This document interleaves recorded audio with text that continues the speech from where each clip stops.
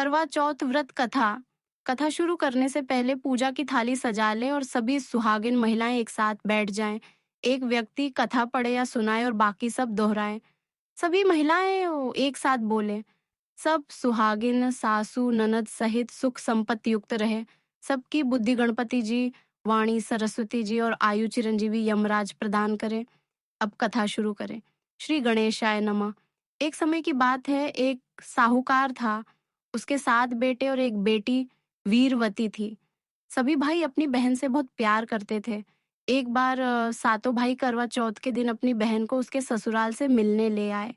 उन्होंने देखा कि उनकी बहन पूरे दिन बिना खाए पिए बैठी है। उसने करवा चौथ का कठिन व्रत रखा हुआ था। भाइयों को अपनी बहन पर बहुत दया आई। उन्होंने उसे समझाने की कोशिश की, प्रिय बहन, तुम इतना कठोर व्रत क्यों रखती हो? तुम तो हमारे घर में हो, खा पी लो। लेकिन वीरवती ने कहा, भैया, बिना चंद्रमा के दर्शन किए मैं कुछ भी ग्रहण नहीं कर सकती।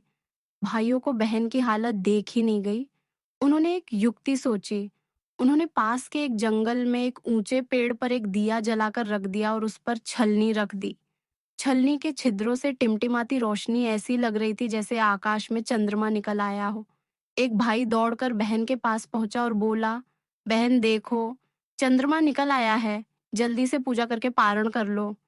थकी हारी वीरवती ने आसमान की ओर देखा।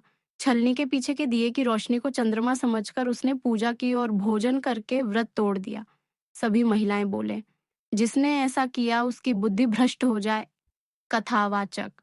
वीरवती जैसे ही भोजन करके उठी, उसे खबर मिली कि उसके पति की तबीयत अचानक बिगड़ गई है और वे स्वर्गवासी हो गए हैं।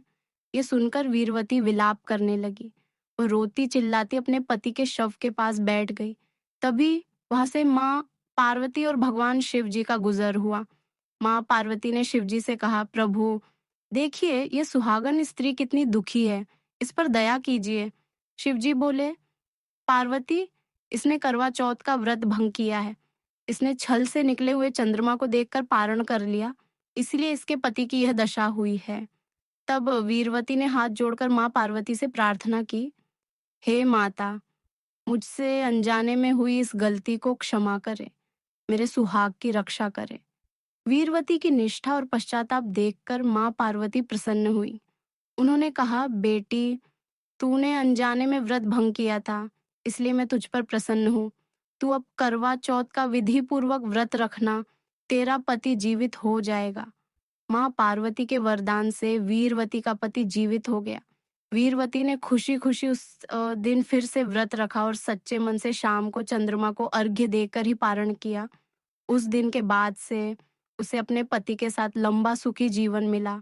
सभी महिलाएं बोले, जो स्त्री श्रद्धा और विधि विधान से करवा चौथ का व्रत रखती है, उसके पति पर यमराज का भी अधिकार नहीं रहता, उसका सुहाग अमर हो जाता है। कथा का समापन। सभी महिलाएं एक साथ बोले, भद्रंकर नेभि शृणुयाम देवा, भद्रम पश्येमाक्षभिर्यजत्रा, स्थिरैरङ्गैस्तुष्टुवान् सस्तनुभिः व्यश्ये मदेव हितं यदायु, स्वस्ति न इंद्रो वृद्धश्रवा, स्वस्ति न पूषा विश्ववेदा, स्वस्ति नस्तार्क्ष्यो अरिष्टनेमिः, स्वस्ति नो बृहस्पतिर्दधातु। एयुएम शांति शांति शांति। कथावाचक। यह करवा चौथ व्रत कथा पूर्ण हुई। सभी सुहागिनों के सुहाग की लंबी उम्र और उनके परिवार पर भगवान की कृपा बनी रहे। एयुएम नमः शिवाय।